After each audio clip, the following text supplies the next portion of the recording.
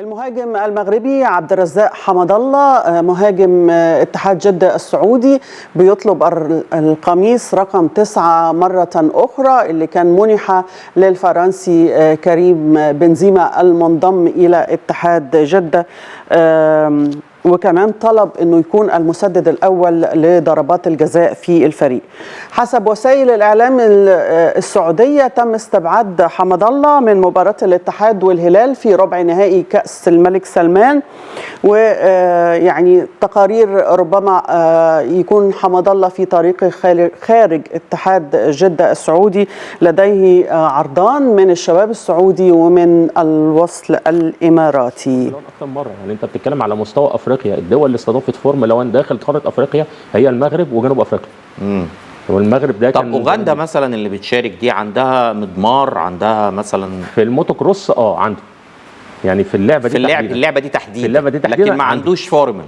لا ما عندوش. ما عندوش سيارات. لا هي الفورمولا في افريقيا يمكن حتى هم الجهه المنظمه لبطوله العالم الفورمولا 1 عايزه ترجع لقاره افريقيا تنظم مره ثانيه، فالاوبشن الوحيد اللي قدامه حاليا هو دولتين، المغرب وجنوب افريقيا، لانهم عندهم حلبات مصنفه دوليا.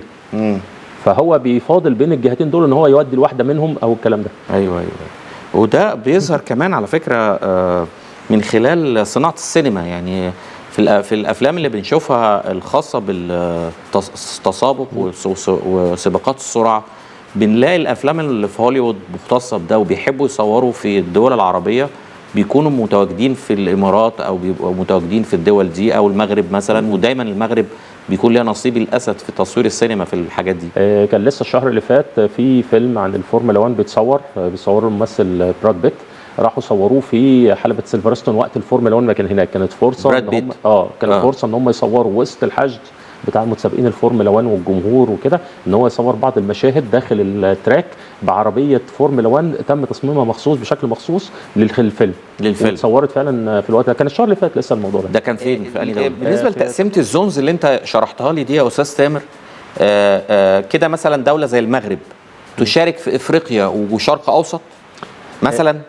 عشان افهم بس. هقول لك على حاجه. المغرب كانت زمان اول ما الاتحاد الدولي عمل بطوله العالم للراليات دي سنه 1973، كانت المغرب جزء من البطوله.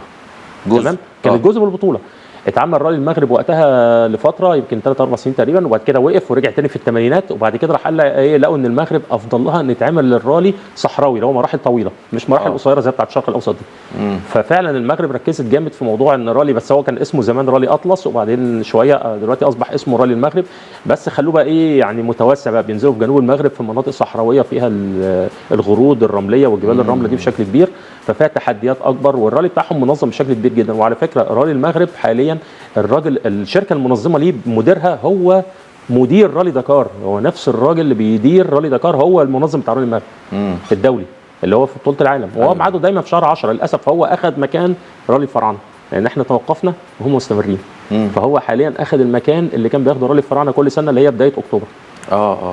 وكمان هم عندهم ميزه في منطقه الصحراء الكبرى اللي هي ما بين المغرب وموريتانيا دي، ما منطقه الصحراء المغربيه، الصحراء المغربيه دي طبعا اكيد مميزه جدا. لا بيلعبوا فيها الرالي عادي جدا، مفيش اي مشكله انها جزء من المملكه المغربيه اصلا. لا انا بتكلم يعني انها منطقه تحس ان هي يعني ما فيهاش هو في مناطق مميزه. رالي المغرب اصلا كان بيتلعب في مناطق جنوب المغرب والجنوب الغربي، يعني المنطقه دي غالبا يعني فالمناطق اللي بيتلعب فيها حاليا اللي هي بيسموها مرزوجه، وفي منطقه اسمها ارفود دي مناطق في جنوب المغرب، وفي العيون دي في المنطقه الصحراء دي في الجنوب. فالمناطق دي هي انسب مناطق، وحتى بيروحوا اكادير بيلعبوا حوالين مدينه اكادير وعلى شط البحر حتى بتبقى المراحل الاخرانيه دي.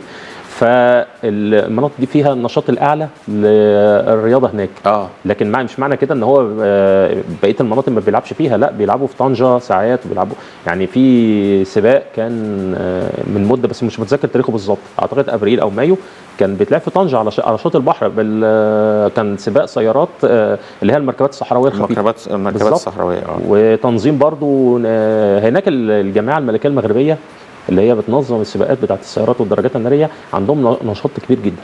ويكفي ان المغرب عندهم ابطال شاركوا على مستوى عالمي واخدوا بطولات عالم زي مهدي بناني وزي سامي توفيق ومايكل بن يحيى. يعني مايكل بن يحيى ده كان موجود لسه في بطوله دوره العاب الاتحاد الدولي للسيارات اللي كانت في فرنسا، كان مشارك، كان بيمثل المغرب. هو مقيم في امريكا وعنده، هو والده مقيم في امريكا بس، لكن هو متنقل ما بين بلجيكا وبرضه، بس هو بيشارك باسم المغرب، يعني هو مقيم في اوروبا اغلب الوقت. برضه مهدي بناني هو يعتبر برضه من عائله عريقه، والدته كانت متسابقه سيارات قبل كده زمان، وهو اخذ بطوله عالم واخذ بطوله اوروبا. وفي جيل، في سامي توفيق ده من الشباب اليافعين، يعني هو سنه صغير جدا بس لكن بيشارك على مستوى عالمي. فطبعا في عندهم طفره رهيبه في موضوع السباقات ده، غير بقى ان في رالي دكار في متسابقين مغاربه راحوا رالي دكار وعملوا نتائج كويسه جدا هناك. طيب نكمل في الراليات رالي تبوك بقى، في وعاملين رالي نيوم، يعني في دعايه لنيوم المنطقه الجديده التي تسعى السعوديه الى التسويق لها وما الى ذلك. فهنا انا شايف انه في رالي دكار طالع من العلا عشان يعمل دعايه للمنطقه دي، وهنا رالي الرالي الخاص بالسعوديه رالي تبوك ورالي نيوم. ايه بقى الموضوع؟ لا هو رالي تبوك نيوم، هو كان رالي واحد. تبوك نيوم الاثنين مع بعض. هو كان نقطه الانطلاق في تبوك، بس كانت المراحل بتلف عند نيوم وترجع تاني على تبوك. النهارده في كأس العالم للسيدات لكرة القدم اختتم دور ال16 من البطولة بلقاءين، كولومبيا مع جامايكا 1-0 وفرنسا والمغرب 4-0. يعني رغم خسارة المغرب 4-0 لكن المنتخب المغربي قدم بطولة تاريخية، بيتأهل لأول مرة لكأس العالم، بيأدي أداء طيب جدا في الدور الأول وبيكسب مباريات وبيتأهل لدور ال16. يعني لم يتوقف الطموح عند مسألة التأهل فقط، لكن كان في النظر دايما إلى ما هو بعيد. فالنهارده كل التحية للمنتخب المغربي لكرة القدم للسيدات.